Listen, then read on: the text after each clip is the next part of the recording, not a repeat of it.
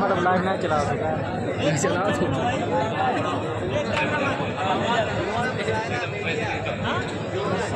ایسا رہے بیٹا، ہلائے نا.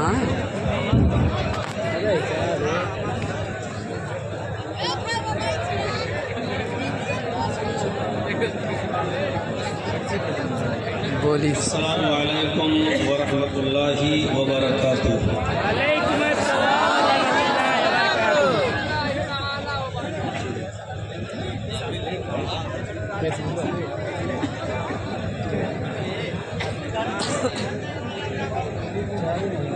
الحمد للہ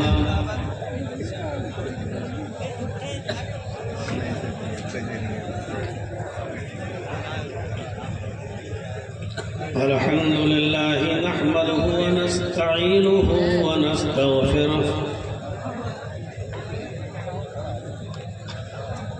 ونعوذ بالله من شرور أنفسنا ومن سيئات أعمالنا.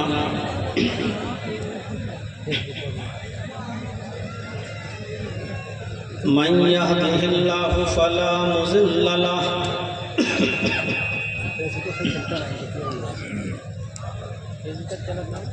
ومن يضلله فلا هادي له.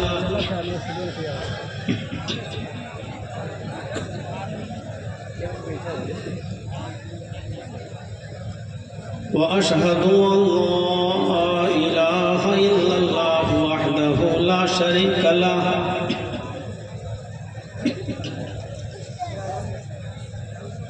وأشهد أن محمدا عبده ورسوله. ہلانا ہلانا بیٹا بگڑ ہے.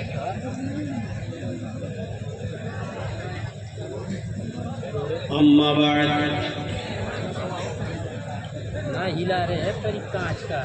فإن خير الحديث كتاب الله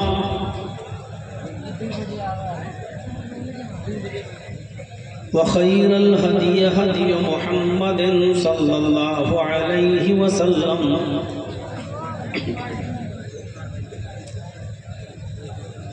وشر الأمور محدثاتها وكل محدثة بدعة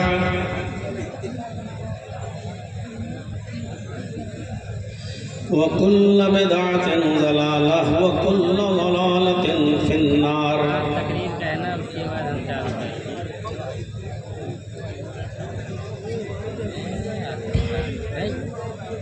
أعوذ بالله من الشيطان الرجيم. بسم الله الرحمن الرحيم. ارے وہ ہے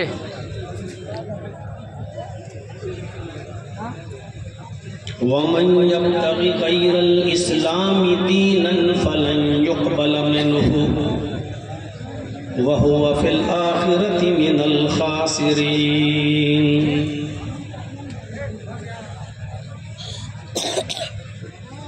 رب اشرح لي صدري ويسر لي أمري واحلل عقدة من لساني يفقهوا قولي.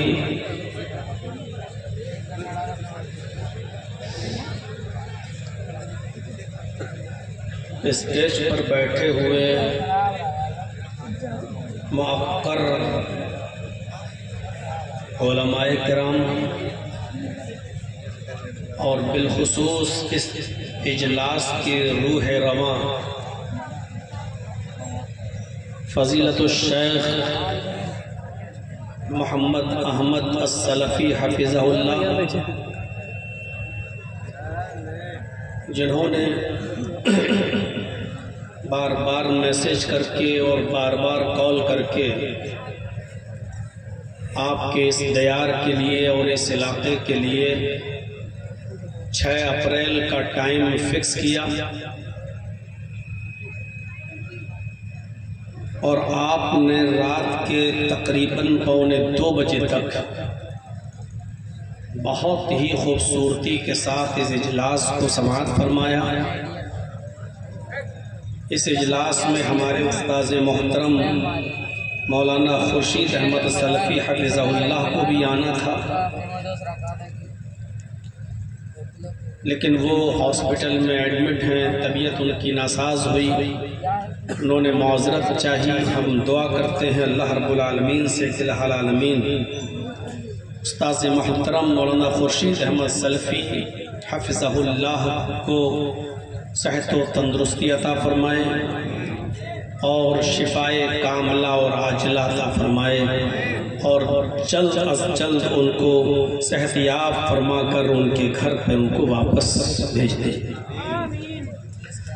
ان کے علاوہ بھی جو بیمار ہیں اللہ تعالیٰ ان سب کو شفائے کاملہ اور عاجلہ عطا فرمائے۔ اس علاقے میں ہماری آمد کوئی پہلی نہیں ہے، یہ الگ بات ہے کہ ایک وقفہ تھوڑا لمبا ہو گیا ہے، لیکن میں بار بار آتا تھا۔ محمد احمد سلفی حفظہ اللہ کے والد محترم محمد علی الفیضی رحمۃ اللہ علیہ، وہ ہر سال مجھے بلایا کرتے تھے، دعوت دیا کرتے تھے، اور جب کبھی میں ان کا کال یا فون نہیں اٹھا پاتا تھا تو ہمارے استاذ محترم کو وہ کال کیا کرتے تھے، اور کسی نہ کسی دباؤ بنا کر اور پریشر بنا کر کسی نہ کسی طرح وہ پروگرام یہاں کرایا کرتے تھے۔ اللہ رب العالمین ان کو غریق رحمت فرمائے، ان کی قبر کو نور سے بھر دے، اور اللہ رب العالمین ان کی مغفرت فرمائے۔ میرے بھائیوں، دوستوں اور عزیزوں، بزرگوں، قوم و ملت کے لائق پر نوجوانوں، مستقبل کے ہونہار عزیز بچوں،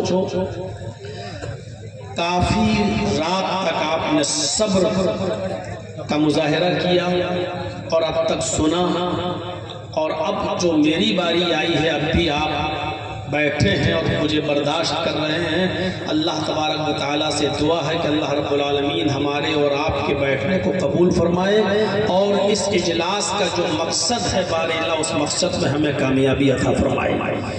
ہمیں اللہ تبارک و تعالیٰ کا شکر ادا کرنا چاہیے اس بات پر کہ اس نے ہمیں اور آپ کو اسلام کی دولت سے مالا مال کیا ہے۔ اسلام نام ہی ہے ابتلا اور آزمائشوں میں مبتلا ہونے کا۔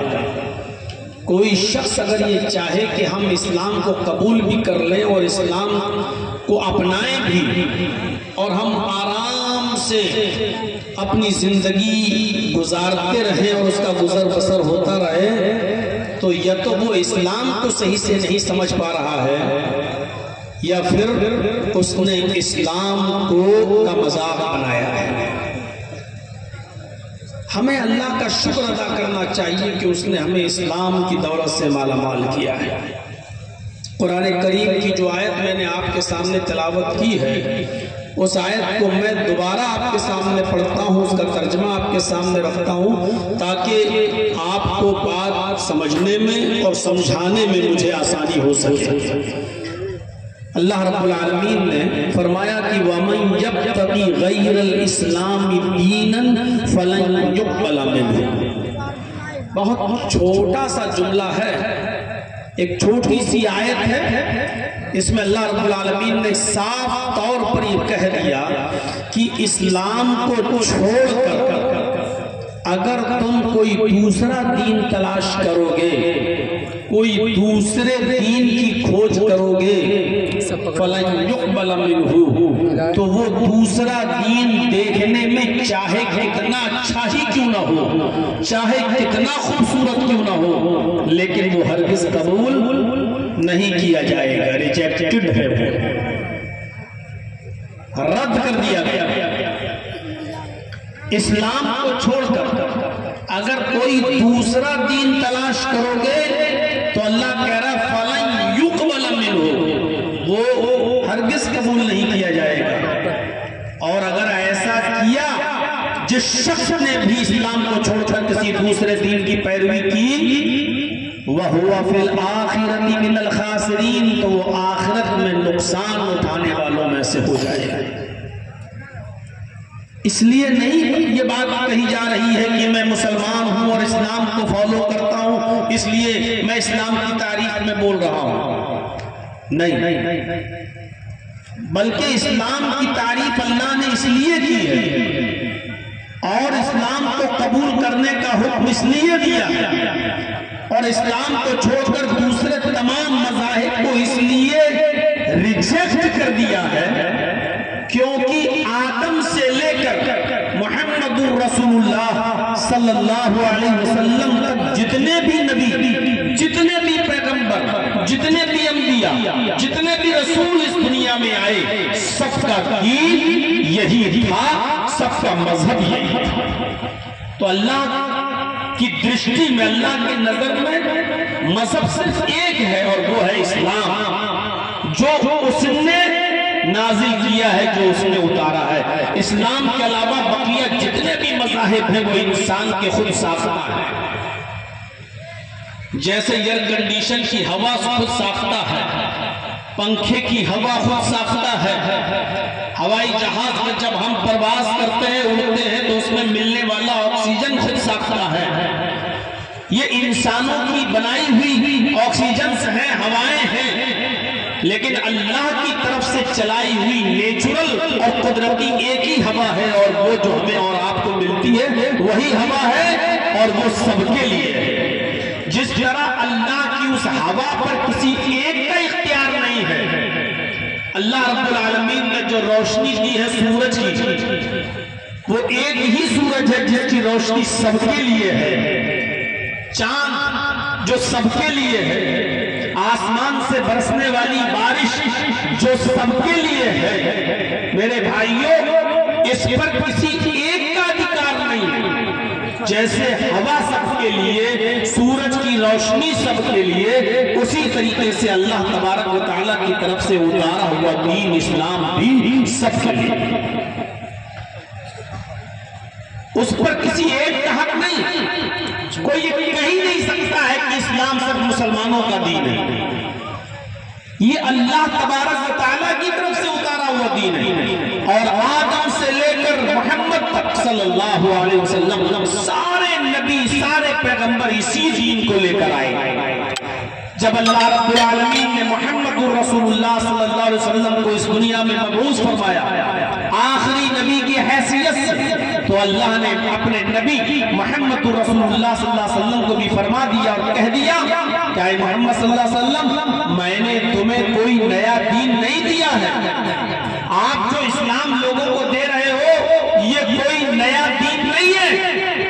آپ یہ نہ سمجھیں کہ یہ اسلام میں ہی دے رہا ہوں اور مجھ سے پہلے کوئی لے کر نہیں آیا، آپ سے پہلے بھی یہ دین، یہی مذہب، یہی دین تمام پیغمبر لے کر آئے تھے۔ نوح بھی، ابراہیم بھی، موسیٰ بھی، عیسیٰ بھی، جتنے بھی پیغمبر اس دنیا میں آئے سب یہی دین لے کر آئے۔ جب ان لوگوں کے، ان پیغمبروں کے ماننے والوں نے کجرووں نے کجروی ملائی اور اصلی میں ڈالڈا کی آمیزش کی، تب اللہ رب العالمین نے اس کی صحیح شکل جو مسخ کر دی گئی تھی، جو مٹا دی گئی تھی، جس کی اصلی صورت کو ختم کر دیا گیا تھا، اس کی اصلی شکل دے کر آپ کو بھیجا ہے، کوئی نیا دین دے کر نہیں۔ شرع لکم من الدین ما وصى به نوحا والذی اوحینا الیک وما وصینا به ابراہیم وموسیٰ وعیسیٰ ان اقیموا الدین ولا تتفرقوا فیہ۔ قرآن کی صاحب نے کلیئر کر دیا، اے محمد صلی اللہ علیہ وسلم، ہم نے آپ کو کوئی نیا دین دے کر نہیں بھیجا، اے میرے حبیب، ہم نے آپ کو کوئی نیا اسلام، کوئی نیا دین، کوئی نیا مذہب دے کر نہیں بھیجا، ہم نے آپ کے لیے اسی دین کو مشروع قرار دیا جو حضرت نوح کے لیے تھا، جو میں نے نوح کو دے کر بھیجا تھا۔ شرع لکم من الدین ما وصى به نوحا، جو دین نوح لے کر آئے تھے، جس کی استھاپنا حضرت نوح نے کی تھی، جس کے نفاذ کا حکم ہم نے حضرت نوح کو دیا تھا، اسی دین کو ہم نے آپ کے لیے مشروع کیا اور ہم نے وحی کے ذریعے آپ کو بتا دیا، والذی اوحینا الیک، وحی کے ذریعے ہم نے باخبر کر دیا، وما وصینا به ابراہیم وموسیٰ وعیسیٰ ان اقیموا الدین، اور نوح علیہ السلام کے بعد اس دین کو ابراہیم بھی لے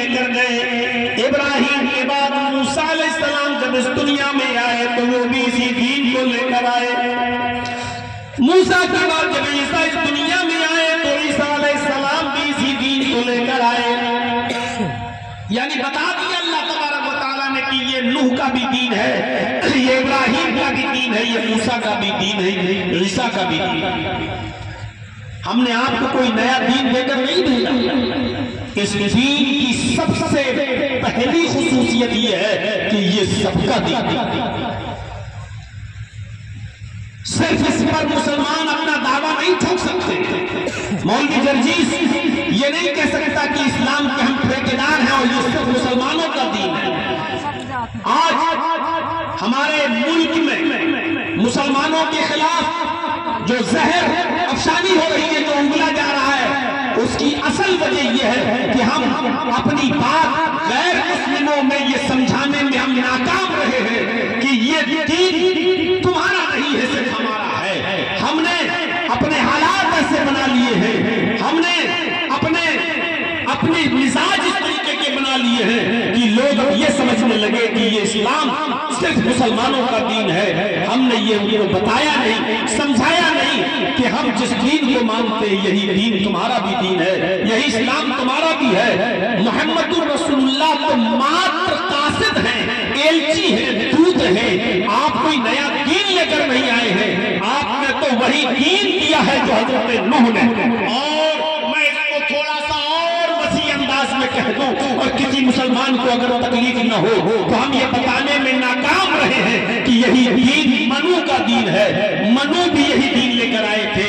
منوسمرتی میں جو لکھا ہوا ہے، اور قرآن سے اگر آپ ٹیلی کر کے دیکھیں گے تو آپ تعجب کریں گے کہ قرآن کی آیتوں کو کس طریقے سے منوسمرتی نے اجاگر کیا ہے، یا منوسمرتی کی کس طریقے سے تصدیق قرآن کر رہا ہے، ہم بتانے سے قاصر رہے آج غیر مسلموں کو۔ نوح علیہ السلام کا بیٹا کنعان پانی میں ڈوب کر مر گیا اور چڑھ گیا تھا ایک پہاڑ کے اوپر۔ یہ پورا ذکر آپ کو منوسمرتی کے اندر ملے گا۔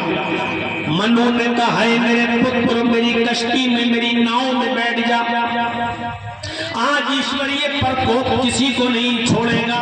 ایشوریہ پرکوپ کا مطلب اللہ کا عذاب آج کسی کو نہیں چھوڑے گا۔ کس نے کہا؟ منو نے کہا ہے میرے پتر میری کشتی میں میری ناوکا میں میری ناؤ میں آ کر سوار ہو جا، آج ایشوریہ پرکوپ کسی کو نہیں چھوڑے گا۔ لیکن منو کا پتر اپنے پتا کی بات نہ مانا اور ایک پروت کی اوپر چڑھ گیا۔ قرآن بھی جو ہی کہتا ہے کہ جب نوح علیہ السلام کی بات بیٹے نے نہیں مانی تو ایک پہاڑ کی اوپر چڑھ گیا، پانی پہاڑ تک پہنچ گیا۔ منوسمرتی میں بھی یہی لکھا ہے کہ پانی دھرتی سے بھی نکلا اور آکاش سے بھی آیا، اور پانی اتنا تیز آیا کہ وہ پہاڑ تک پہنچ گیا، پروت تک پہنچ گیا، اور منو کی آنکھوں کے سامنے منو کا پتر ڈوب کر مر گیا۔ یہ منوسمرتی میں جو واقعہ لکھا ہوا ہے یہ منو کے تعلق سے اور منو کے بیٹے کے تعلق سے لکھا ہوا ہے۔ ہم آج غیر مسلموں کو یہ بتانے میں ناکام رہے کہ جس کو تم منو کہتے ہو ہمارے یہاں وہ حضرت نوح علیہ السلام ان کو کہا جاتا ہے، اور قرآن یہ کہتا ہے کہ ہم نے نوح کو جو دین دے کر بھیجا، اے محمد صلی اللہ علیہ وسلم ہم نے آپ کو بھی وہی دین دے کر بھیجا ہے۔ آپ کا کوئی نیا دین نہیں، یہ وہی دین ہے جو نوح کا تھا، جو منو کا تھا۔ اگر ہم کسی حد تک یہ بتانے میں کامیاب ہو جاتے تو آج نفرتیں اس حد تک نہیں ہوتی۔ اس میں ہمارا بھی قصور ہے، اور ہمارا قصور یہ ہے کہ ہم نے قرآن سے لوگوں کو دور کر رکھا ہے۔ ہم نے مسلمانوں میں یہ کہنا یہ شروع کر دیا ہے کہ اے مسلمانوں یہ قرآن سمجھنا تمہارے بس کی بات نہیں ہے، یہ قرآن تم نہیں سمجھ سکتے ہو۔ خود سوچو جب یہ عام مسلمان قرآن نہیں سمجھ سکتا ہے تو پھر غیر مسلموں کو آپ کیسے سمجھاؤ گے؟ پھر یہ غیر مسلم ہندی میں قرآن کیسے پڑھے گا اور اس کو آپ ہندی میں قرآن پڑھنے کے لیے کیسے دیں گے؟ جب آپ کا عقیدہ یہ ہے اور آپ اس بات پر زور دیتے ہو کہ یہ قرآن مسلمان عام انسان نہیں سمجھ سکتا، عام مسلمان اس قرآن کو سمجھنے کے لیے پیدا نہیں ہوا ہے۔ قرآن کو سمجھنے کے لیے 18 علوم چاہیے، قرآن کو سمجھنے کے لیے اتنا بڑا علم چاہیے۔ جب آپ یہ کہیں گے اور یہ دعوے کریں گے تو میرے بھائی یہ پھر غیر مسلموں کے بارے میں آپ کیا سوچیں گے؟ جبکہ قرآن گلا پھاڑ کر मुयस्सर नल कुरान, कुरान से ज्यादा आसान किताब कोई है ही नहीं, कुरान से ज्यादा आसान कानून कोई है ही नहीं, कुरान से ज्यादा नेचुरल और आसान लैंग्वेज में, आसान भाषा में समझाने वाली कोई किताब है ही नहीं। मेरे भाइयों, बड़ी अजीब चीज है, आपके छोटे छोटे बच्चे फिजिक्स समझ लें, केमिस्ट्री समझ लें, बायो समझ लें, आपके छोटे छोटे बच्चे इंग्लिश समझ लें और ज्योग्राफिया समझ लें, भूगोल समझ लें, और न समझे तो कुरान न समझे। हम कितने आज किस दहलीज पर पहुंच चुके हैं कि हम जब मुसलमानों से कहते हैं कि कुरान हम नहीं समझ सकते हैं, तो गैर मुस्लिमों के बारे में आप क्या कहेंगे? जब आप नहीं समझ सकते हो तो गैर मुस्लिम भाई कैसे समझेंगे? हमें अफसोस होता है। कुरान महात्मा गांधी जी ने पढ़ा तो समझ गए, कुरान डॉक्टर भीमराव अम्बेडकर ने पढ़ा तो समझ गए, और कुरान पढ़ने के बाद वो इस्लाम तक लाने पर आमादा हो गए। जब उन्होंने देखा कि छूत छात की बीमारी बहुत है और ब्राह्मण और क्षत्रिय और वैश्य और ठाकुर में बांट दिया गया है, और यहाँ तक कि दलितों और हरिजनों के उनको मंदिरों में जाने से प्रवेश करने से रोक लगा दी गई है, और एक थाली में हमें ब्राह्मण अपने साथ बैठकर नहीं खिला सकता है। जब ये तमाम ऊंच नीच की तालीमात जब उन्होंने अपने धर्म के अंदर देखी, तो हिंदू धर्म को उन्होंने छोड़कर इस्लाम कबूल करना चाहा 20,000 अनुयायियों के साथ। लेकिन उस मौके पर महात्मा गांधी जी ने उनसे ये कह दिया कि कौन सा इस्लाम कबूल करोगे? हनफी, शाफी, मालिकी, हम्बली, बरेलवी, चकलालवी, कादियानी, मिर्जाई, अहले हदीस, वहाबी, क्या बनोगे तुम? डॉक्टर अम्बेडकर ने कहा कुरान पढ़ा तो समझ में आ गया, तुमने जो चीजें बताई ये समझ से मेरे बालातर हैं, ऊपर हैं। इस्लाम कुरान की शक्ल में पढ़ा तो समझ में आ गया, लेकिन अब हमें इन मसलकों में और इन गिरोहबंदियों में कौन सा मसलक सबसे अच्छा है, इसको पढ़ने के लिए भी हमें पूरी जिंदगी लगाना पड़ेगी। अगर 2-2 साल भी अगर एक मसलक को पढ़ने में लगाया तो 72 मसलक को पढ़ने के लिए तो हमारी पूरी जिंदगी खत्म हो जाएगी, हम तो मर जाएंगे, हमारी तो राम राम सत्य हो जाएगी, फिर भी हम सच्चाई तक नहीं पहुंच सकते। उन्होंने इस्लाम भी छोड़ दिया और बौद्ध धर्म उन्होंने कबूल कर लिया। मेरे भाइयों, आप अंदाजा लगा सकते हैं कितना बड़ा नुकसान हुआ। कुरान समझ गए, लेकिन जब उनके सामने बरादरियां रखी गई, गिरोह रखे गए, टोलियां रखी गई और बताया गया क्या बनोगे, तो फिर वो बितक गए। कितनी बदतरीन और बुरी चीज है ये फिरकावारियत, कितनी बुरी चीज है ये फिरका बंदी। इसीलिए कुरान ने कहा वातसिमू बिहब्लिल्लाहि जमिया, तुम सब मिलकर अल्लाह की रस्सी को यानी कुरान को मजबूती से पकड़ लो, वला तफर्रकू, और आपस में टोली टोली मत हो जाओ, टुकड़ों में मत बट जाओ, टोलियों में मत बट जाओ। मेरे भाइयों, ये कुरान की आयत को अगर हमने माना होता और समझा होता तो आज हम गिरोहबंदियों में न बढ़ते। कौमी यकजहती के ताल्लुक से जलसा जो हो रहा है, इस कौमी यकजहती के ताल्लुक से ये बात मैं आप तक पहुंचा रहा हूं। कुरान ने कहा अल्लाह की रस्सी को, ये कुरान को मजबूती से पकड़ लो, वला तफर्रकू, और फिरकों में मत बटो। कुरान मजबूती से पकड़ोगे तो फिरकों में कभी नहीं बटोगे। आज हम फिरकों में बटे हैं, इसका मतलब यह है कि कुरान को अपने मजबूती से नहीं पकड़ा। मफहूम मुखालिफ निकालिए। कुरान ने कहा है मजबूती से अल्लाह की रस्सी को पकड़ लो, यानी कुरान को, वला तफर्रकू, फिरकों में मत बटो। मतलब क्या है? कुरान को पकड़ोगे तो फिरकों में नहीं बटोगे। लेकिन आज हम फिरकों में बटे हैं, तो इसका मतलब क्या है? इसका मतलब यह है कि हमने कुरान को मजबूती से नहीं पकड़ा।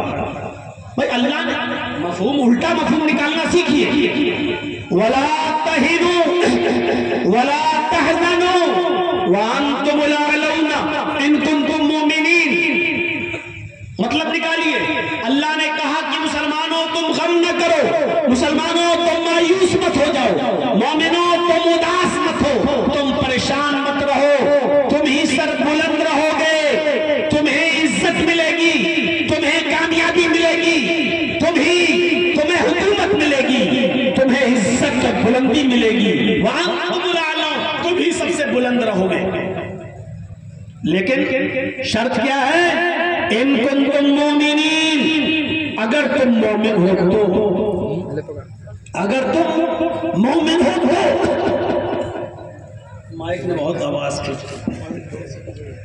اگر تم مومن ہو تو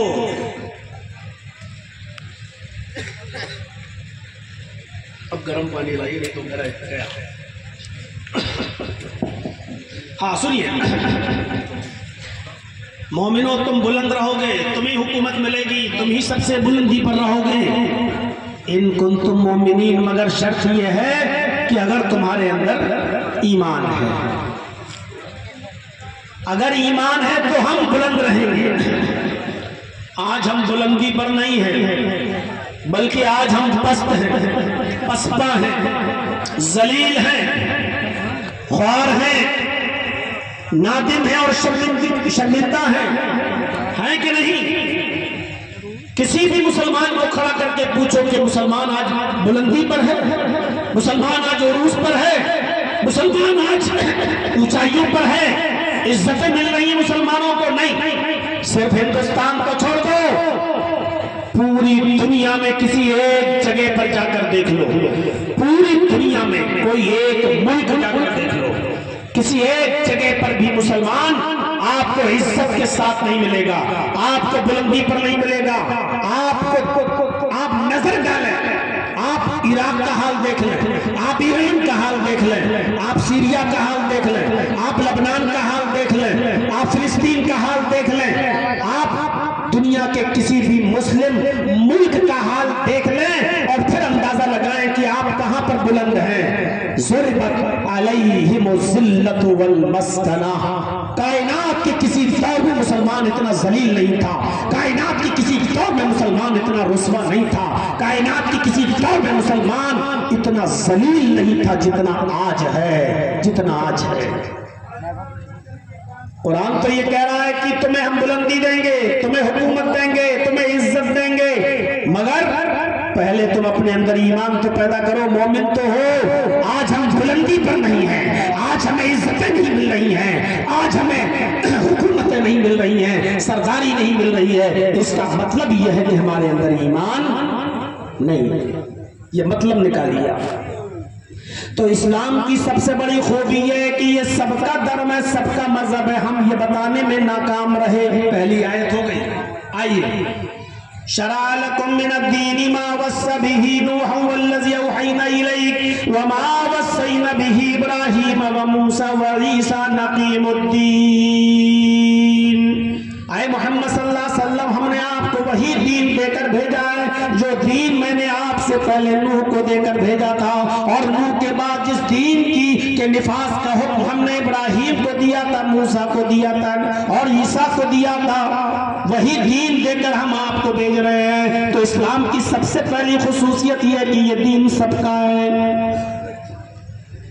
اور اسی لیے جتنے بھی آسمانی مذاہب ہیں دنیا میں آئے، اللہ رب العالمین نے جن کو کتاب دی اور آسمانی کتابیں جن کے اوپر نازل کی، اللہ نے ان کو دعوت دی ہے. قومی یکجہتی کے حوالے سے اس آیت کو بھی سن لیجئے. سب کا کلمہ بھی ایک تھا، سب کا کلمہ ایک تھا. قُلْ يَا أَهْلَ الْكِتَابِ تَعَالَوْا إِلَىٰ كَلِمَةٍ سَوَاءٍ بَيْنَنَا وَبَيْنَكُمْ أَلَّا نَعْبُدَ إِلَّا اللَّهَ.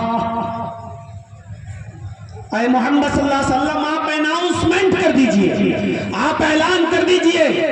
یا اہل الکتاب، اے کتاب والو، اے یہودیوں، اے عیسائیوں، اے وہ لوگوں جن کو آسمانی کتابیں دی گئی ہیں، آؤ ایک ایسے کلمے کی طرف، آؤ ایک ایسے کلمے کی طرف جو ہمارے اور تمہارے درمیان برابر ہے، جو ہمارے اور تمہارے درمیان مساوی ہے. جو کلمہ تم بھی پڑھتے ہو وہی کلمہ ہم بھی پڑھتے ہیں. پھر ناراضگی کیسی، پھر دوری کیسی، پھر نفرت کیسی. آؤ ایک ایسے کلمے کی طرف. کس کلمے کی طرف؟ اللہ نعبد الا اللہ. اور وہ کلمہ یہ ہے، وہ بنیادی تعلیم یہ ہے کہ ہم اللہ کے علاوہ کسی اور کی عبادت نہیں کریں گے. اللہ نعبد الا اللہ، ہم صرف ایک ہی اللہ کی عبادت کریں گے. یہ دعوت سب کی تھی. حضرت نوح علیہ السلام اس دنیا میں آئے تو کلمہ پڑھا جاتا تھا لا الہ الا اللہ، نوح رسول اللہ. موسیٰ علیہ السلام اس دنیا میں آئے تو کلمہ پڑھا جاتا تھا لا الہ الا اللہ، موسیٰ رسول اللہ. اور جب عیسیٰ علیہ السلام اس دنیا میں آئے تو کلمہ پڑھا جاتا تھا لا الہ الا اللہ، عیسیٰ رسول اللہ. غور کریے آپ، سب کا کلمہ ایک. نوح کا کلمہ وہی، موسیٰ کا کلمہ وہی، عیسیٰ کا کلمہ وہی. اور جب محمد رسول اللہ صلی اللہ علیہ وسلم آئے تو کلمہ کیا پڑھا جاتا ہے؟ لا الہ الا اللہ محمد رسول اللہ. قُلْ يَا أَهْلَ الْكِتَابِ تَعَالَوْا إِلَىٰ كَلِمَةٍ سَوَاءٍ بَيْنَنَا وَبَيْنَكُمْ. اے محمد صلی اللہ علیہ وسلم کہہ دو، اے اہل کتاب آؤ ایک ایسے کلمے کی طرف، آؤ ایک ایسے مول منتر کی طرف، آؤ ایک ایسے کلمے کی طرف جو ہمارے اور تمہارے درمیان برابر ہے. اللہ نعبد الا اللہ، اور وہ کلمہ یہ ہے کہ ہم اور آپ کوئی بھی اللہ کے علاوہ کسی کی عبادت نہیں کریں گے. آج بھی یہودیوں میں غیر اللہ کی عبادت جائز نہیں ہے، آج بھی عیسائیوں میں غیر کی عبادت جائز نہیں ہے. ہوتی ہے وہ ایک الگ بات ہے، لیکن جائز نہیں ہے. موسیٰ علیہ السلام کی کتاب میں یعنی تورات میں، جس کو آج کے زمانے میں اولڈ ٹیسٹامنٹ کہا جاتا ہے، آج بھی منتر یہ لکھا ہوا ہے اس کتاب کے اندر there is no God, there is no God, but God is only one. God ایک ہے، there is no God، کوئی خدا نہیں ہے. God is only one، صرف ایک ہی ہے خدا، ایک ہی اللہ ہے. اور جو بائبل ہم پڑھتے ہیں یا انجیل، بائبل میں تو دونوں چیزیں ہو گئی، تورات اور انجیل دونوں کو ملا کر اس کو کہا گیا بائبل. نیو ٹیسٹامنٹ جو عیسیٰ علیہ السلام پر اتری تھی انجیل، اس کے اندر بھی کلمہ جو لکھا ہوا ہے وہ صرف یہی ہے، God is only one without second. اللہ صرف ایک ہے، دوسرے کو شریک نہیں کیا جا سکتا ہے.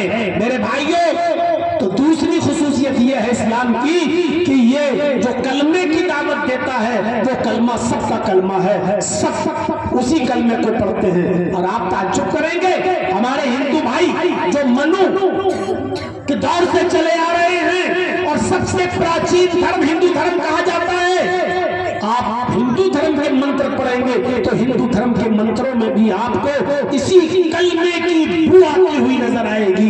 ایکم برہما دتیے ناستے ناستے کنچن، ایکم برہما دتیے ناستے ناستے کنچن. ایک ہی برہمن کا رچیتا اور رچنا کار ہے، دوسرا نہیں ہے. نیہ بالکل نہیں ہے، نہ قطعی نہیں ہے، ہرگز نہیں ہے، اور کنچن ذرا سا بھی نہیں ہے. اس منتر کو دیکھیے آپ، جو آج بھی رگ وید اور یجروید دونوں ویدوں میں لکھا ہوا ہے، صاف شبدوں میں لکھا ہوا ہے، ایکم برہما دتیے ناستے ناستے کنچن. اس برہمن کا رچیتا اور رچنا کار ایک ہی ہے، دوسرا نہیں ہے، بالکل نہیں ہے، قطعی نہیں ہے، کنچن ذرا سا بھی نہیں ہے. آپ اس منتر کو دیکھیے اور پھر یہ کلمہ پڑھیے، لا الہ الا اللہ، اللہ کے علاوہ کوئی معبود نہیں ہے. تو اسلام اس بات کی بھی طرف دعوت دیتا ہے کہ ایک اللہ کی طرف آؤ. پہلی چیز یہ سب کا دھرم ہے، دوسری چیز یہ کلمہ ہے، وہ سب ساری آسمانی کتابوں کی جو اتنی ہیں ان میں پڑھا جاتا ہے. اسلام کی تیسری خصوصیت یہ ہے کہ یہ دین مکمل ہے، اس دین کے اندر کوئی کمی نہیں ہے. دنیا میں کوئی مذہب مکمل طور پر نازل نہیں ہوا ہے، اسلام دین مکمل ہے. اور اس کی دلیل کیا ہے؟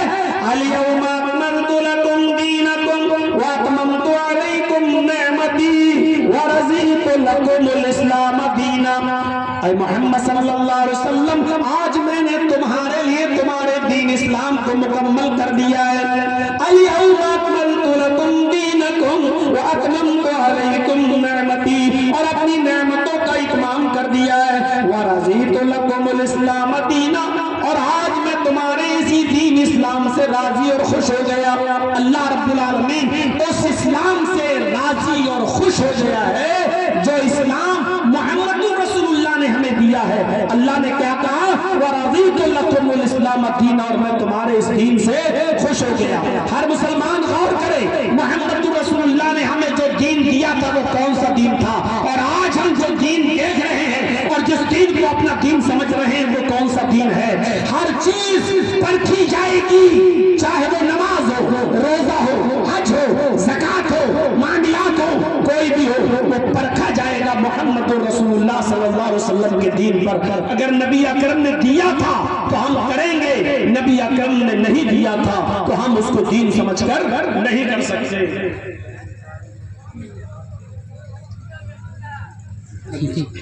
ہم اس کو دین سمجھ کر نہیں کر سکتے. تو میرے بھائیوں، تیسری خصوصیت کیا ہے کہ یہی دین مکمل ہے. اس کے علاوہ دنیا میں کوئی دین کمپلیٹ نہیں ہے. اور پھر اللہ نے ہر قوم کے اندر ایک ڈرانے والا بھیجا، ہر قوم کے اندر ایک ڈرانے والا آیا. وَلِكُلِّ قَوْمٍ هَادٍ، ہم نے ہر قوم کے اندر ایک ڈرانے والا بھیجا ہے.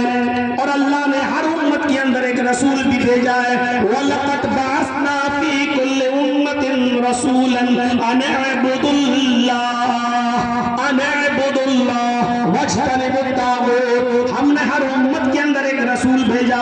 وَلَقَدْ بَعَثْنَا فِي كُلِّ أُمَّةٍ رَسُولًا، ہر امت کے اندر ایک رسول آیا. ہمارے ہندو بھائی بھی ایک امت ہے، ان میں بھی ایک رسول آیا. وَلِكُلِّ قَوْمٍ هَادٍ، ہر قوم کے اندر ایک ڈرانے والا آیا. ہمارے ہندو بھائی بھی کوئی قوم ہے، ان کے اندر بھی ڈرانے والا آیا. میرے بھائیوں، قرآن نے کہا کہ ہر امت کے اندر ایک رسول آیا ہے. وَلَقَدْ بَعَثْنَا فِي كُلِّ أُمَّةٍ رَسُولًا، ہم نے ہر امت کے اندر ایک رسول بھیجا. اور اس رسول کی مول شنشا کیا تھی؟ اس رسول کی دعوت کیا تھی؟ اس رسول کا پیغام کیا تھا؟ اس رسول کا نمنترن کیا تھا؟ اَنِ اعْبُدُوا اللَّهَ، ایک اللہ کی عبادت کرنا، ایک اللہ کی عبادت کرو. وَاجْتَنِبُوا الطَّاغُوتَ، اور طاغوت کی عبادت سے بچو. طاغوت کی عبادت کیا ہے؟ صرف اتنا سا جملہ بتا دوں. ابن القیم الجوزی رحمت اللہ علیہ نے طاغوت کی تعریف کرتے ہوئے لکھا ہے کہ کل ما عبد من دون اللہ، کل ما عبد من دون اللہ، ہر وہ چیز شیطان ہے، ہر وہ چیز طاغوت ہے جس کی عبادت اللہ کے علاوہ کی جائے. کسی بھی چیز کی عبادت اگر اللہ کے علاوہ کی جا رہی ہے تو وہ طاغوت ہے. اور اللہ تعالیٰ نے کیا کہا؟ ہر امت کے اندر ہم نے ایک رسول بھیجا. اس رسول نے اپنی امت کو کیا نمنترن دیا، کیا پیغام دیا؟ اَنِ اعْبُدُوا اللَّهَ وَاجْتَنِبُوا الطَّاغُوتَ، لوگوں کو اللہ کی عبادت کرنا اور طاغوت کی پوجا سے بچنا، طاغوت کی عبادت سے بچنا. تو یہ اسلام کی خصوصیات ہے. اسلام کی سب سے بڑی خصوصیت یہ ہے کہ یہ توحید کا درس دیتا ہے. توحید کا درس ہر جگہ ہے، توحید کا درس ہر جگہ ہے، ہر مذہب کے اندر ہے. عیسائیت میں بھی توحید ہے لیکن اس میں تثلیث بھی ہے. یہودیت میں بھی توحید ہے لیکن تثلیث بھی ہے.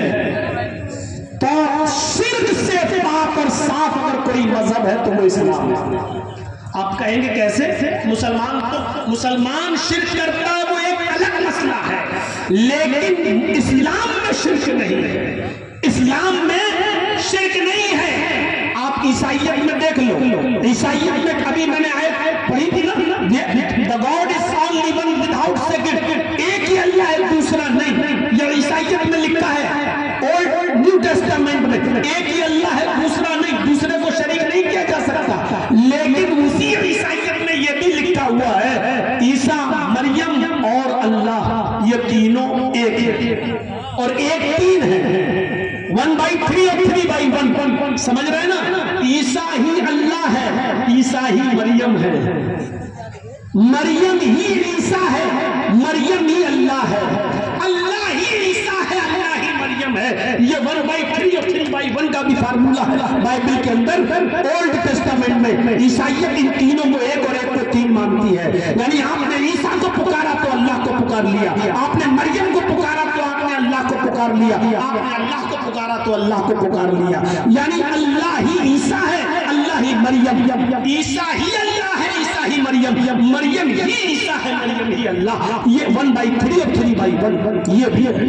और यही हाल हमारे यहूदी भाइयों का भी है।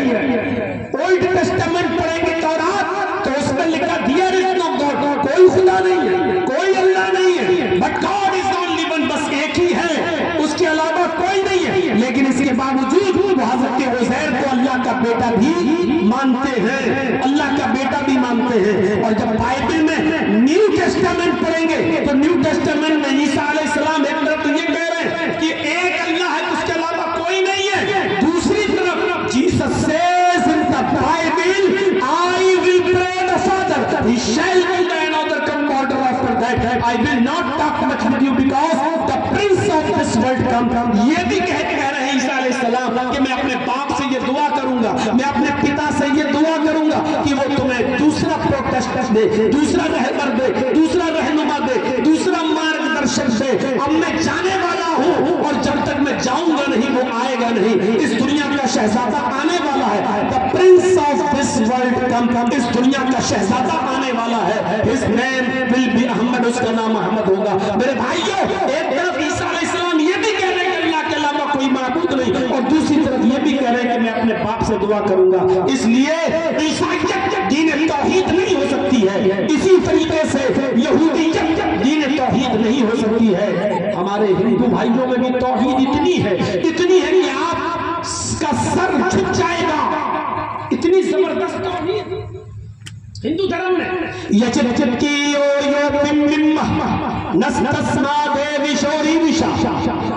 मैं पढ़ना नहीं चाह रहा था, हालात थोड़े से दूसरे चल रहे हैं,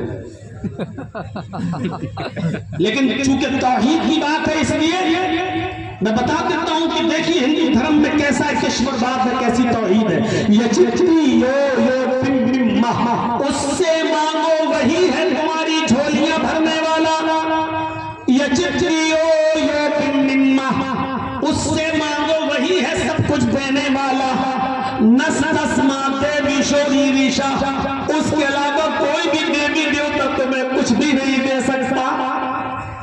ये तौहीद तुम्हें कहां मिलेगी? हिंदू धर्म में यजुर्वेद में तौहीद लिखी हुई है, उससे मांगो वही है सब कुछ देने वाला,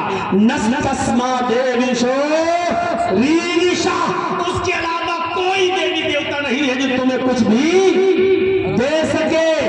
बिल्कुल वही अंदाज, उदऊनी अस्तजिब लकुम, मेरे बंदो मुझसे मांगो मैं तुम्हें दूंगा, मेरे बंदो मुझे पुकारो मैं तुम्हें दूंगा। वला तदऊ मिन दूनिल्लाहि मा ला यनफउका वला यदुर्रुक, मेरे बंदो मुझे छोड़कर उनको मत पुकारो जो तुम्हें न नफा दे सकते हैं न नुकसान पहुंचा सकते हैं। अगर तू ऐसा करेगा तो जालिमों में लिखा जाएगा, अगर तू ऐसा करेगा तो जालिम कहलाएगा। दीन तौहीद देखिए अब हिंदू भाइयों में तौहीद है लेकिन साथ में शिर्क भी है। और शिर्क क्या है? मनुस्मृति पढ़ी है, अभी मैंने मनुस्मृति का हवाला दिया था।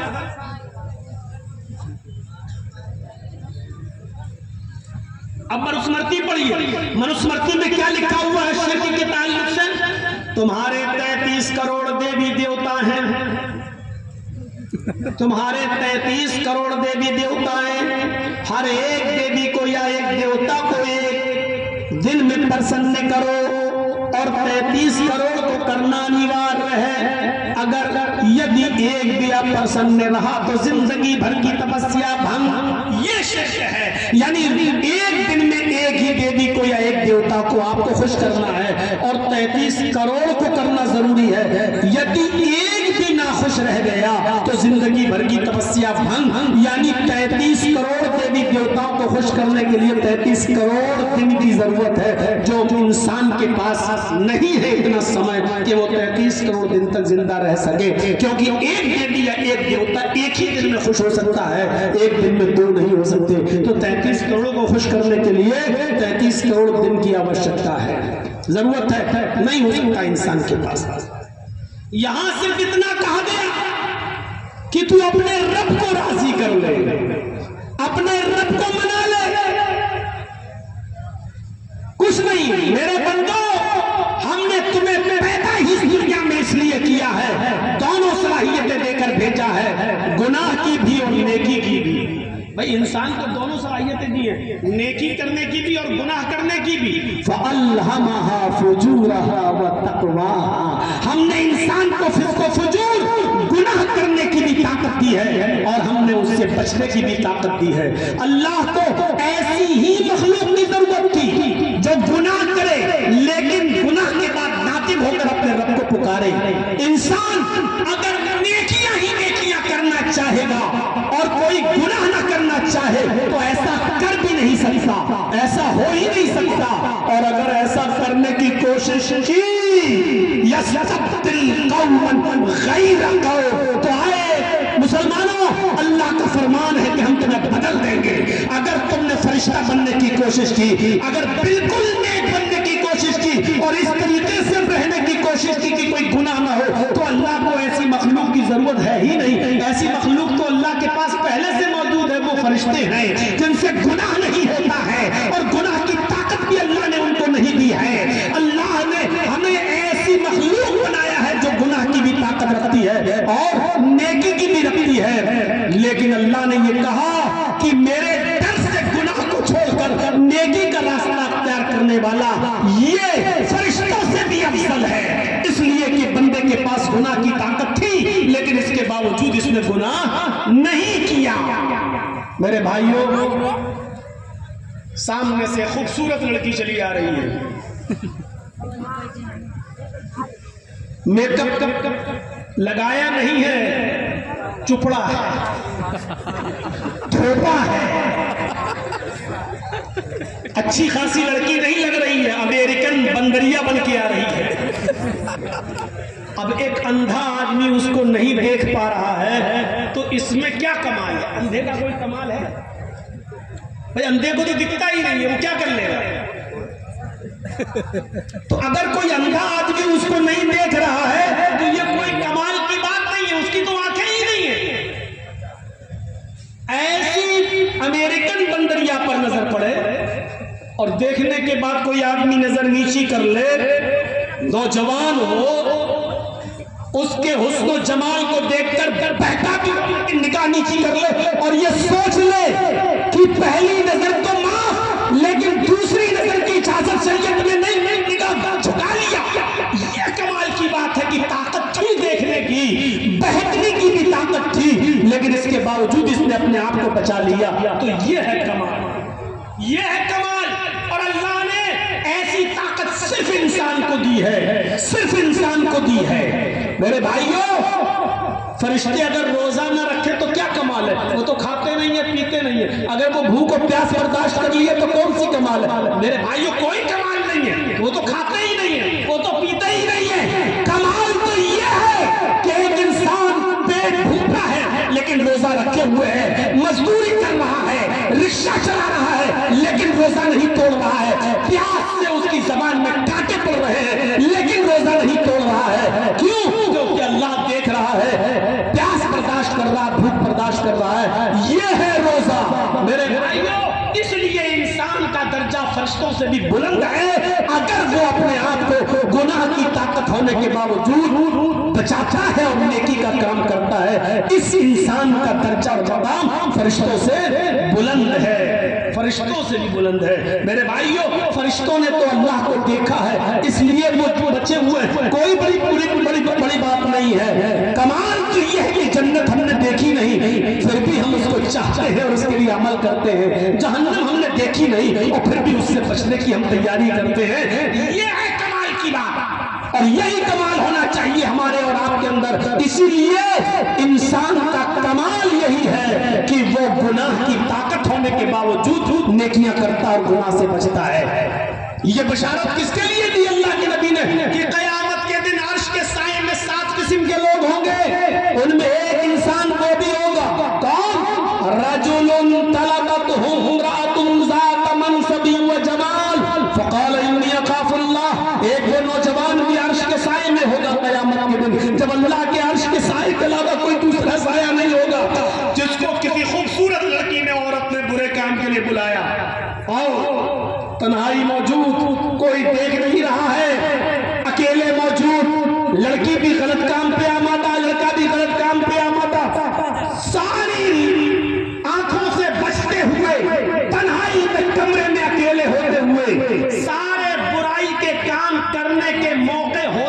بھی یہ آدمی اس عورت کو دیکھ کر کہتا ہے دور ہٹ جا، انی اخاف اللہ، میں اللہ سے ڈرتا ہوں۔ ایسا آدمی عرش کے سائے میں ہوگا کیونکہ اس کے پاس تنہائی بھی تھی، اس کے پاس پیسہ بھی تھا، اس کے پاس کمرہ بھی تھا، اس کو کوئی دیکھ بھی نہیں رہا تھا، غلط کام کرنے پر طاقت بھی تھی اور عورت کی طرف سے بھی پوری اجازت تھی، لیکن اس کے باوجود اس نے کہہ دیا کہ میں اللہ سے ڈرتا ہوں۔ تو ایسا آدمی عرش کے سائے میں ہوگا، کیوں؟ کیونکہ گناہ کی طاقت ہوتے ہوئے بھی اس نے اپنے آپ کو اللہ کے خوف سے ڈرتے ہوئے اپنے آپ کو بچا لیا۔ تو میرے بھائی تو یہ ہے انسان کا کمال، یہ انسان کا کمال۔ 33 کروڑ دیوی دیوتا ہندو دھرم میں ہیں، یہ شرک بھی ہے توحید کے ساتھ، لیکن اسلام کے ساتھ مسلمان شرک کرتا ہے، یہ غلط مسئلہ ہو گیا، لیکن اسلام میں شرک نہیں ہے۔ کسی بھی جگہ پر جا کر دیکھ لو، اسلام میں شرک نہیں ہے۔ اللہ کے نبی صلی اللہ علیہ وسلم جب اونٹنی پر سوار ہو کر گزر رہے تھے اور جا رہے تھے، اور مکے سے ہوتے ہوئے جب آپ کی سواری مدینے میں پہنچی تو دیکھا کہ عورتیں چھتوں پہ چڑھی ہوئی ہیں اور محمد رسول اللہ صلی اللہ علیہ وسلم کا انتظار کر رہی ہے کہ مدینے میں کب آئیں۔ صحابہ کرام کھڑے ہیں، نبی کا استقبال کر رہے ہیں، اور مدینے کی چھوٹی چھوٹی بچیاں دف بجا رہی ہیں، ڈھول دف بجا رہی ہیں، 5 اور 6 سال کی بچیاں گیت گا رہی ہیں، اور گیت گاتے ہوئے انہوں نے ایک گیت یہ پڑھ دیا، طلع البدر علینا من ثنیات الوداع، طلع البدر علینا من ثنیات الوداع، وجب الشکر علینا ما دعا للہ داعی۔ اللہ کا شکر ہے، آج 14ویں رات کا چاند فاران کی چوٹیوں سے چمکا ہے۔ آج مکے سے ہمارے درمیان جناب محمد رسول اللہ صلی اللہ علیہ وسلم آئے ہیں، آج فاران کی چوٹیوں سے 14ویں کا چاند نمودار ہوا ہے، آج ہماری بستی میں محمد رسول اللہ آئے ہیں۔ وجب الشکر علینا ما دعا للہ داعی۔ ہم تو اللہ کا جتنا بھی شکر ادا کریں کم ہے، ہم تو اللہ کا جتنا بھی شکر ادا کریں کم ہے۔ اللہ کے نبی نے جب یہ اشعار سنے تو مسکرائے کہ چلو یہ میری تعریف میں یہ چھوٹی چھوٹی بچیاں پڑھ رہی ہیں۔ جب نبی کی اونٹنی اور قریب آتی ہے تو ان میں سے ایک بچی، صرف ایک بچی 5 سال یا 6 سال کی بچی ہے، اس کی زبان سے کلمہ یہ نکل گیا، اس کی زبان سے ورڈ یہ نکل گیا۔ اس بچی نے شعر پڑھتے پڑھتے ایک جملہ یہ کہہ دیا، وَفِينَا نَبِيٌّ يَعْلَمُ مَا فِي غَدٍ۔ آج ہمارے درمیان ایک ایسے نبی آئے ہیں مکے سے مدینہ، ہمارے پاس ایسے پیغمبر آئے ہیں جو کل کی بات بھی جانتے ہیں، کل کیا ہونے والا ہے وہ بھی جانتے ہیں۔ اللہ کے نبی اپنی اونٹنی سے اترے اور اس بچی کے پاس آئے، فرمایا دعی حاضر کلمہ، اے بیٹی اس جملے کو پڑھنا چھوڑ دے، اس کلمے کو مت پڑھ، وہی پڑھ جو پہلے پڑھ رہی تھی، طلع البدر علینا من ثنیات الوداع، وجب الشکر علینا ما دعا للہ داعی۔ بیٹی وہی پڑھو، یہ نہ کہو وفینا نبی یعلم ما فی غد۔ اللہ کی قسم مجھے نہیں معلوم کہ کل میرے ساتھ کیا ہوگا اور تمہارے ساتھ کیا ہوگا۔ یہ ہے اس نبی کا حال، یہ ہے شرک سے بچنے کی تلقین۔ چھوٹی بچی کی، ہمارے یہاں چھوٹی بچیوں کو نظر انداز کر دیا جاتا ہے، کوئی چھوٹا کپڑا پہن کے آ گیا، ارے چھوٹی تو ہے، ارے چلو 5-6 سال کی ہے کیا فرق پڑتا ہے، ارے ابھی معصوم ہے، ابھی چھوٹی ہے، اگر وہ کوئی غلطی کر بیٹھی ابھی چھوٹی ہے۔ محمد رسول اللہ بھی چاہتے تو کہہ سکتے تھے ارے یہ بچی ہے، یہ پڑھ دیا، لیکن نہیں، آپ یہ جانتے تھے کہ اگر اس بچی کا عقیدہ آج صحیح نہیں کیا گیا، اگر اس بچی کے ذہن میں یہ بات بیٹھ گئی تو پھر بڑھاپے تک نہیں نکلتی ہے۔ جو چیزیں بچپنے میں دماغ میں بیٹھ جاتی ہے وہ بڑھاپے تک نہیں نکلتی ہے، وہ کبھی نکلتی نہیں ہے۔ آج بھی کتنی جگہوں پر ایسے ہیں، ہم لوگوں کو کتنی محنت کرنا پڑتی ہے میرے بھائیوں۔ جب لوگ یہ کہتے ہیں آ گئے کل کے مولوی، نئے مولوی پیدا ہو گئے، ابھی تک تو یہ چلا رہا تھا، ابھی تک کسی نے ختم نہیں کیا اور یہ مولوی ختم کر لے۔ یہ فرض نماز کے بعد اجتماعی دونوں ہاتھ اٹھا کر دعا مانگنے کا ہمیں اپنے علاقے میں کیسے ختم کرنا پڑا اور کیا کیا سننا پڑا۔ میرے بھائیوں یہ نہیں آپ نہیں سمجھ سکتے. کیوں؟ کیونکہ جو چیزیں بچپنے سے دماغ میں بیٹھی ہوئی ہوتی ہے وہ جلدی نہیں نکلتی. اس لیے اللہ کے رسول نے فوراً اس بچی سے کہا دعی ہذہ الکلمات، ان کلمات کو چھوڑ دو بچیوں، جو پہلا پڑھ رہی تھی وہی پڑھو. اور ساتھ میں یہ بھی کہہ دیا اللہ کی قسم مجھے نہیں معلوم کہ کل میرے ساتھ کیا معاملہ ہوگا.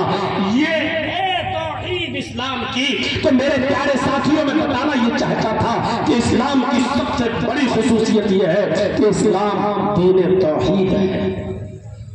رسالت کا صحیح تصور اگر کسی نے پیش کیا ہے تو اسلام نے پیش کیا ہے. اٹھا کر دیکھ لو دنیا میں کوئی بھی مذہب اٹھا کر دیکھ لو اس کے مہاپرش کو آج انسانیت سے نکال دیا گیا ہے. انسان مانا ہی نہیں ہے.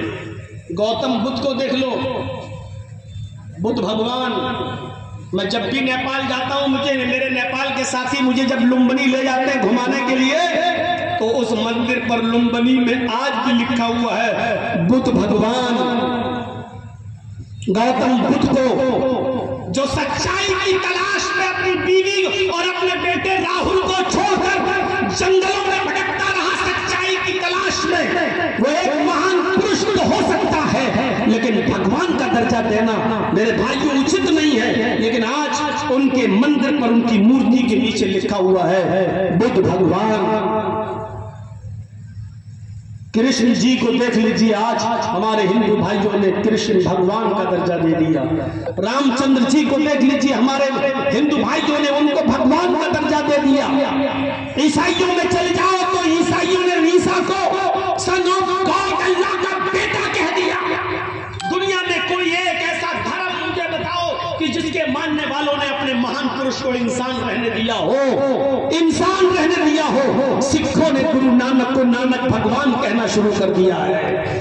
بدھسٹوں نے بدھ بھگوان کہنا شروع کر دیا ہے. جینیوں کے مندر میں چلے جاؤ تو انہوں نے مہاویر جی کو مہاویر بھگوان کہنا شروع کر دیا ہے. ہندو بھائیوں میں چلے جاؤ تو رام کو بھگوان اور کرشن جی کو بھگوان کہنا شروع کر دیا ہے. عیسائیوں میں چلے جاؤ تو انہوں نے سن آف گاڈ، اللہ کا بیٹا کہنا شروع کر دیا ہے. آؤ اسلام کی شیتل چھایا میں آؤ. قرآن ڈنڈے کی چوٹ پر اعلان کرتے ہوئے اپنے نبی کی زبان سے اعلان کروا رہا ہے. اے محمد صلی اللہ علیہ وسلم اعلان کر کے کہہ دو قل انما انا بشر مثلکم. اے نبی کہہ دو، اعلان کر دو، اناؤنسمنٹ کر دو کہ میں تمہاری طرح کا ایک بشر ہوں. قل انما انا بشر مثلکم، میں تمہاری طرح کا ایک بشر ہوں. مثلکم بالکل تمہاری طرح، اٹھنے بیٹھنے میں، چلنے پھرنے میں، کھانے پینے میں، شادی بیاہ میں، مقام و مرتبے میں نہیں. مقام و مرتبے میں اللہ کے بعد اگر دوسرا کسی کا درجہ ہے، اللہ کے بعد اگر دوسرا کسی کا مقام ہے، اللہ کے بعد دوسرا اگر کسی کا درجہ ہے تو وہ ہستی ہے جناب محمد رسول اللہ صلی اللہ علیہ وسلم کی. تو اٹھنے بیٹھنے میں، چلنے پھرنے میں، کھانے پینے میں، اے نبی کہہ دو کہ میں تمہاری طرح کا انسان ہوں. جیسے تمہاری دو آنکھیں میری بھی دو آنکھیں، تمہارے دو کان میرے بھی دو کان، تمہارے دو ہاتھ میرے بھی دو ہاتھ، تمہارے دو پیر میرے بھی دو پیر. تم اٹھتے بیٹھتے چلتے پھرتے ہو، میں بھی اٹھتا بیٹھتا چلتا پھرتا ہوں. تمہیں شادی کی ضرورت پڑتی ہے، مجھے بھی پڑی. تمہاری بیوی ہوتی ہے، ہماری بھی بیویاں تھیں. تمہارے بچے ہوتے ہیں، ہمارے بھی بچے تھے. تمہارے سر میں درد ہوتا ہے، بخار آتا ہے، میرے بھی درد ہوا سر میں اور بخار آیا. ہم بھی بیمار ہوتے ہیں، ہمیں بھی درد سر ہوتا ہے. میرے پیارے ساتھیوں، ان تمام چیزوں میں نبی کہہ دو کہ میں تمہاری طرح کا ایک بشر ہوں. اللہ نے اعلان کروایا. اور آج جاؤ پورے چپے چپے پر جا کر دیکھ لو، آج بھی کسی مسلمان نے محمد رسول اللہ کو بھگوان کا درجہ نہیں دیا ہے. کسی بھی مسلمان نے محمد رسول اللہ کو بھگوان کا درجہ نہیں دیا ہے.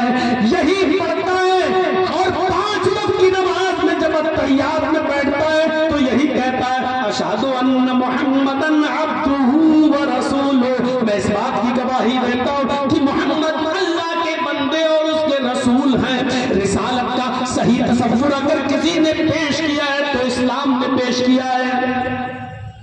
اسلام ہی وہ مذہب ہے جو رسالت کا صحیح تصور پیش کر رہا ہے، جو بتلا رہا ہے کہ مقام رسالت کیا ہے میرے بھائیو؟ بھگوان کسی کے لیے آئیڈیل نہیں ہو سکتا ہے، بھگوان کسی کے لیے آئیڈیل نہیں ہو سکتا ہے، اس لیے کہ بھگوان کے لیے کوئی کام مشکل نہیں ہوتا ہے۔ پھر آپ محمد رسول اللہ کی پوری زندگی کو آئیڈیل کیسے مانیں گے اگر بھگوان مان لیں گے؟ ہم انسان مانتے ہیں، بشر مانتے ہیں، اسی لیے تو ہم محمد رسول اللہ کی زندگی کو آئیڈیل اور نمونہ بھی مانتے ہیں۔ لقد کان لکم فی رسول اللہ اسوۃ حسنہ، تمہارے لیے جناب محمد رسول اللہ صلی اللہ علیہ وسلم کی زندگی میں بہترین آئیڈیل ہے، بہترین نمونہ ہے۔ میرے پیارے بھائیوں، محمد رسول اللہ صلی اللہ علیہ وسلم کا اٹھنا بیٹھنا، لیٹنا سونا جاگنا کھانا پینا، نماز روزہ حج زکات سب ہمارے لیے نمونہ ہے۔ اٹھو ویسے جیسے نبی اٹھتے تھے، چلو ویسے جیسے نبی چلتے تھے، کھاؤ ویسے جیسے نبی کھاتے تھے، سو ویسے جیسے نبی سوتے تھے۔ ارے جب اٹھنے بیٹھنے میں، کھانے پینے میں، سونے میں اور شادیوں میں جب نبی کو آئیڈیل ماننا ہے تو نماز اور روزے جیسی عبادت میں ہم غیروں کو آئیڈیل کیسے مان سکتے ہیں؟ اس لیے نماز کی ویسے تو صلو کما رأیتمونی اصلی، جیسے تم مجھے دیکھتے ہو نماز پڑھتے ہوئے، روزہ ویسے رکھو جیسے تم مجھے دیکھتے ہو روزہ رکھتے ہوئے، حج ویسے کرو جیسے مجھے دیکھتے ہو حج کرتے ہوئے، زکات ویسے دو جیسے تم مجھے دیکھتے ہو زکات دیتے ہوئے۔ عبادیات میں بھی محمد رسول اللہ صلی اللہ علیہ وسلم کی زندگی کو آئیڈیل اور ماڈل اور نمونہ ماننا پڑے گا۔ یہی ہے توحید کی ساتھ میں اور رسالت کا صحیح تصور جو اسلام نے پیش کیا ہے۔ اور پھر آخری نبی انسان ہوگا، یہ تو ویدوں میں بھی لکھا ہوا ہے۔ ویداہامت پرش مہانماجت ورو تپسپرستات ینمی آیا، احمد جنم لے گا، احمد جنم لے گا، اور جنم انسان ہی لیتا ہے، انسان احمد جنم لے گا، پرش مہانماجت سب سے بڑا مہان پرش ہوگا یعنی انسان ہوگا، بھگوان نہیں، آپ کی کتاب بھی یہی کہہ رہی ہے۔ ویداہامت احمد جنم لے گا، پرش انسان ہوگا، مہانی ماجد بہت بڑا مہان پرش، اس کے برابر کوئی دوسرا انسان نہیں ہوگا مقام و مرتبے میں درجے میں۔ ورد تپسا، ایشور کا اللہ کا بہت ہی زیادہ نام لینے والا ہوگا، اللہ کے رسول سے زیادہ اللہ کا نام کس نے لیا ہے؟ نبی اکرم سے زیادہ اللہ کا نام کس نے لیا؟ مجھے بتاؤ۔ سو کر اٹھتے ہیں تو اللہ کا نام سب سے پہلے لے لو، سو کر اٹھتے ہیں تو اللہ کا نام، الحمدللہ الذی احیانا بعد ما اماتنا والیہ النشور۔ سو کر اٹھے تو اللہ کا نام، سب سے پہلے وضو بنا رہے ہیں تو بسم اللہ اللہ کا نام، وضو بنا کے فارغ ہوتے ہیں تو اشہد ان لا الہ الا اللہ اللہ کا نام، مسجد کی طرف قدم رکھتے ہیں نماز کے لیے جا رہے ہیں تو اللہم افتح لی ابواب رحمتک اللہ کا نام، نماز پڑھنا شروع کرتے ہیں تو اللہ اکبر اللہ کا نام، رکوع میں جاتے ہیں تو اللہ اکبر اللہ کا نام، رکوع سے اٹھتے ہیں تو سمع اللہ لمن حمدہ اللہ کا نام، سجدے میں جاتے ہیں تو اللہ اکبر اللہ کا نام، سجدے میں دعائیں پڑھتے ہیں تو اللہ کا نام، دونوں سجدوں کے بیچ میں دعا پڑھتے ہیں رب اغفر لی تو رب کا نام، صلاۃ تحیات پڑھتے ہیں تو اللہ کا نام، درود پڑھتے ہیں تو اللہ کا نام، اللہم انی اعوذ بک من عذاب القبر، یا اللہم انی ظلمت نفسی ظلما کثیرا اللہ کا نام۔ نماز شروع کی تھی اللہ کے نام سے، اب سلام پھیر رہے ہیں، نماز ختم کر رہے ہیں تو اللہ کے نام پر السلام علیکم ورحمت اللہ، اب مسجد میں بیٹھے ہیں تو اللہ کا ذکر، اللہ اکبر استغفر اللہ اللہ کا نام، اللہم انت السلام منک السلام اللہ کا نام، مسجد سے باہر جا رہے ہیں تو اللہم انی اسألک من فضلک اللہ کا نام، گھر میں داخل ہوتے ہیں تو السلام علیکم ورحمت اللہ اللہ کا نام، کسی سے سلام کرتے ہیں تو السلام علیکم ورحمت اللہ اللہ کا نام، معانقہ مسافر کریں تو یغفر اللہ لنا ولکم اللہ کا نام۔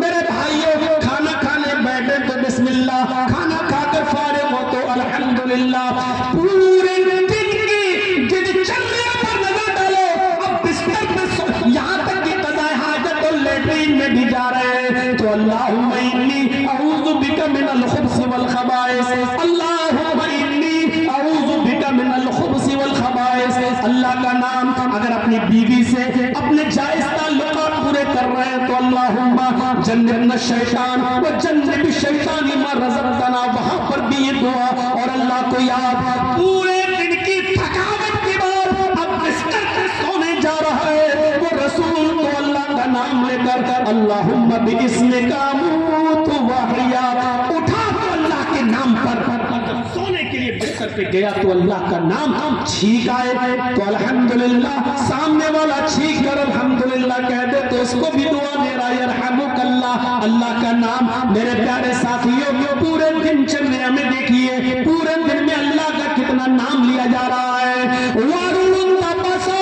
احمد جنم لے گا, پروش مہان پروش ہوگا, اس کے برابر کوئی دوسرا نہیں ہوگا. وارون تپسا اللہ کا بہت ہی زیادہ نام لے گا.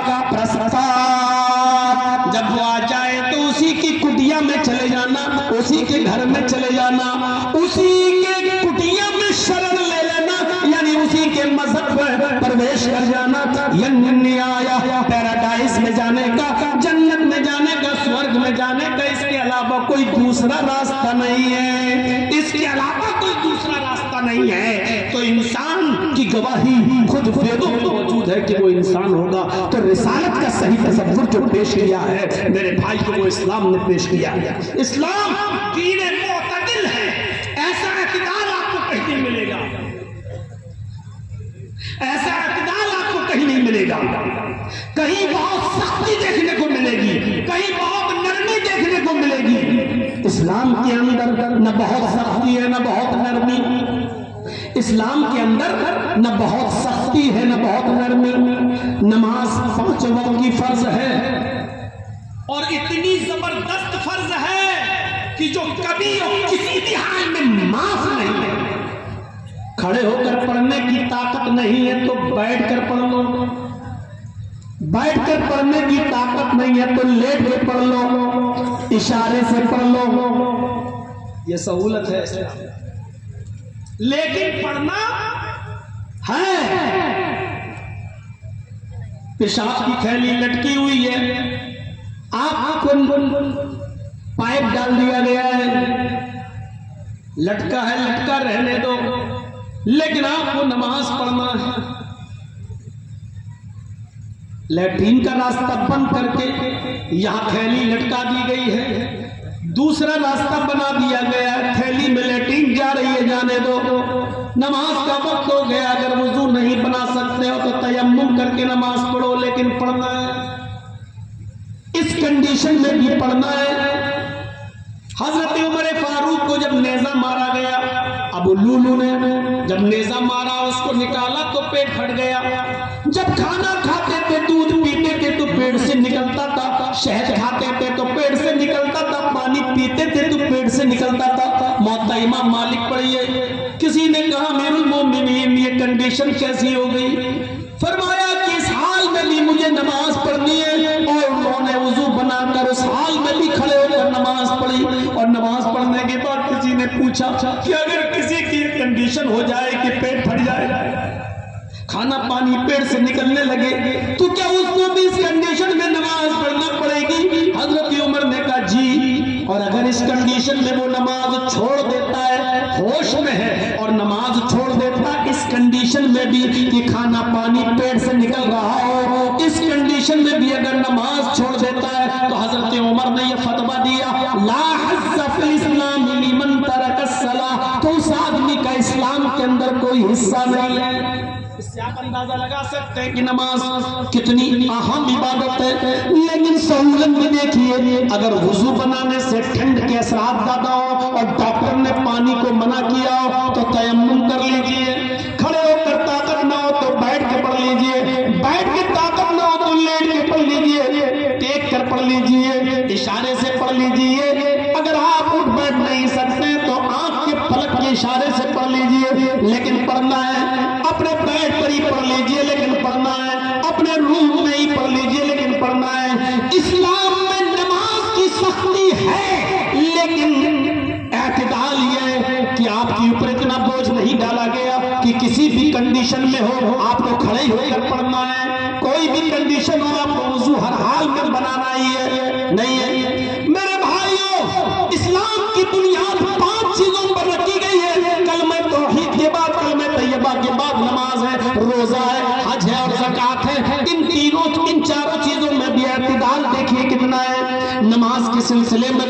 فرما دیا روزہ فرض ہے، لیکن سفر میں تو روزے کی رخصت دے دی گئی ہے. ان کان منکم مریضا والا سفر فعدۃ من ایام اخر.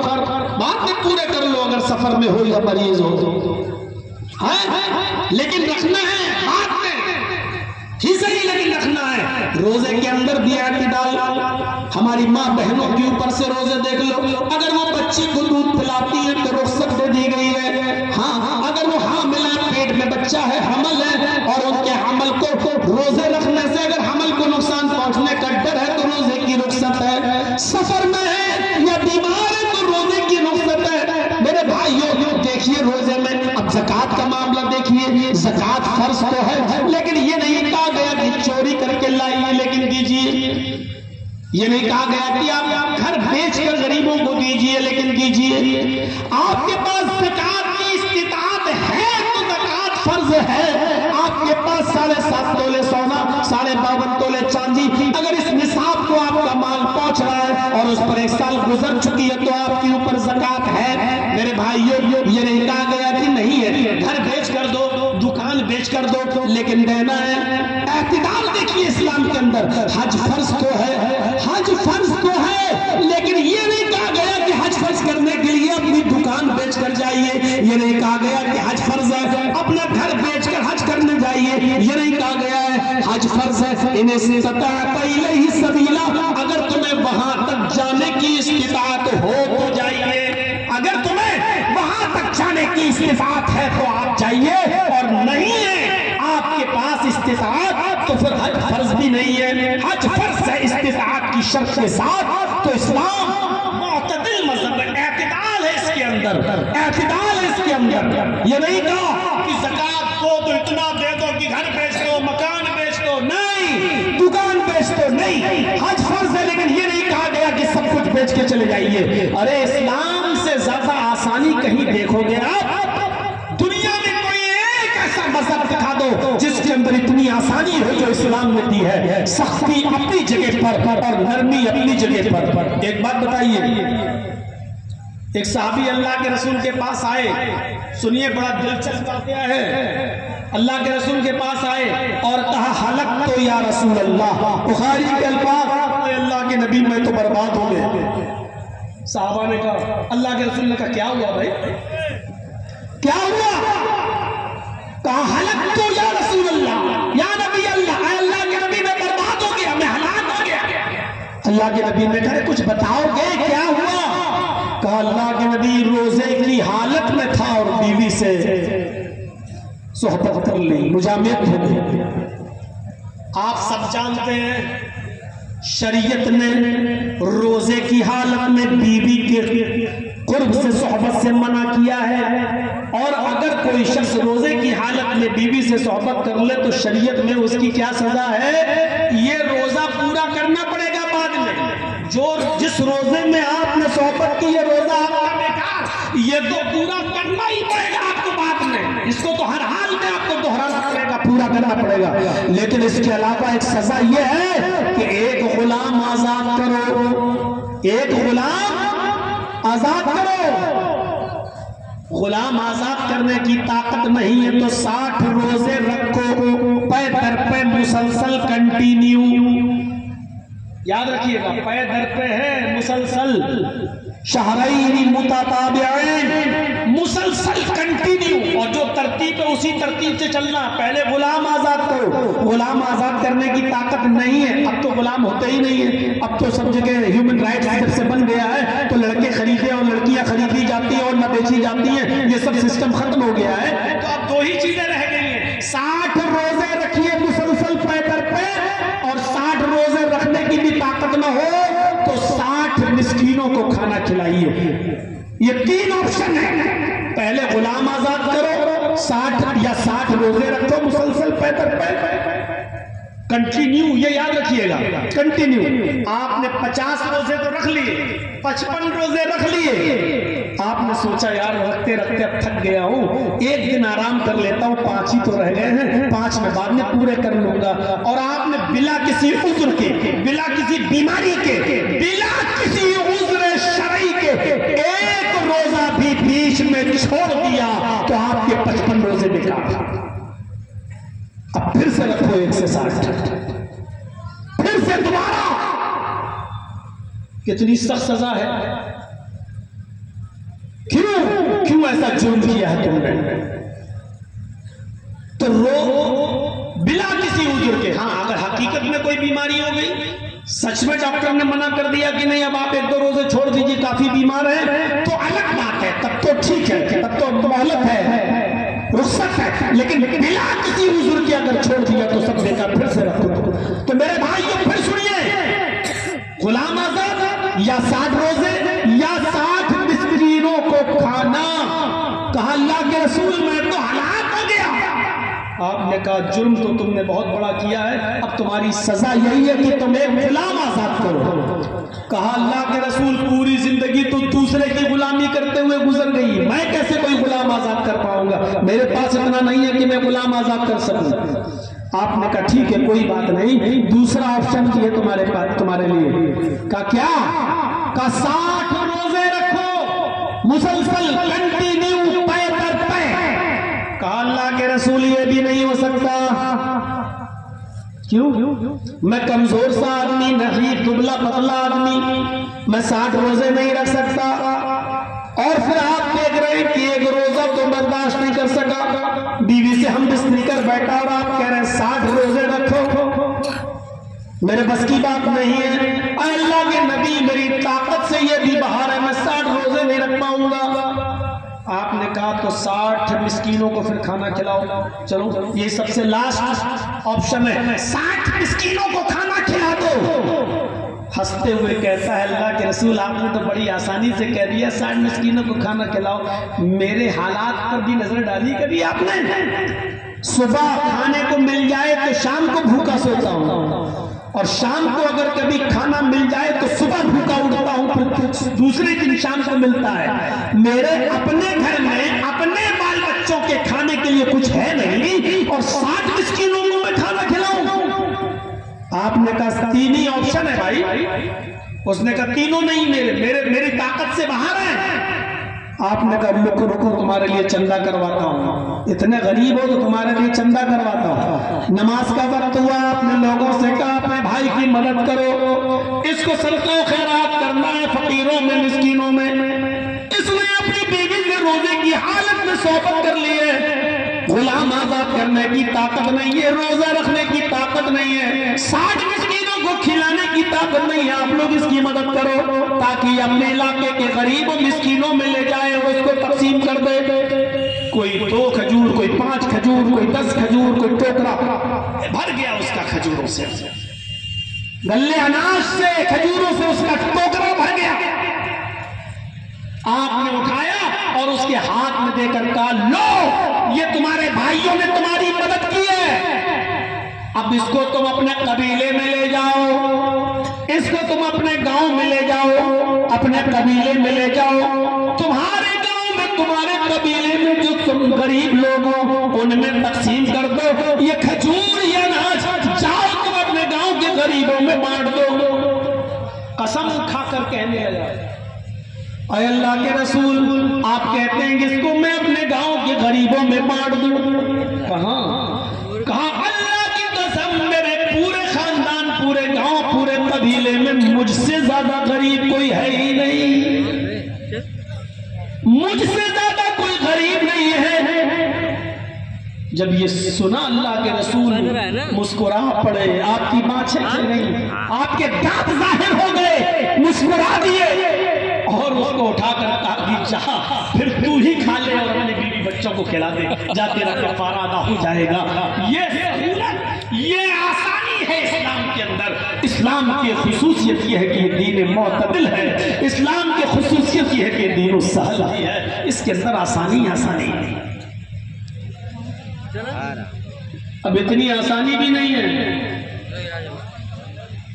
کہ آپ رات بھر تو جاگیں روزے کی حالت میں اور دن بھر ایسی چلا کر سوئیں، فجر بھی غائب، ظہر بھی غائب، عصر بھی غائب، افطاری کے ٹائم پہ اٹھے اور 2 کھجور ایک کھجور کھا کر روزہ افطار کر لیں، اتنی آسانی بھی نہیں ہے۔ میرے بھائیوں، صحابہ کرام جنگ کی روزے کی حالت میں کرتے تھے, روزہ ہوتا تھا اور جہاد کرتے تھے. ذرا اندازہ لگائیں ہم اور آپ کہ ہمارے روزے آج کیا ہیں اور ہم کس طریقے سے روزے رکھ رہے ہیں. اسلام سے ہمارا تعلق بہت مضبوط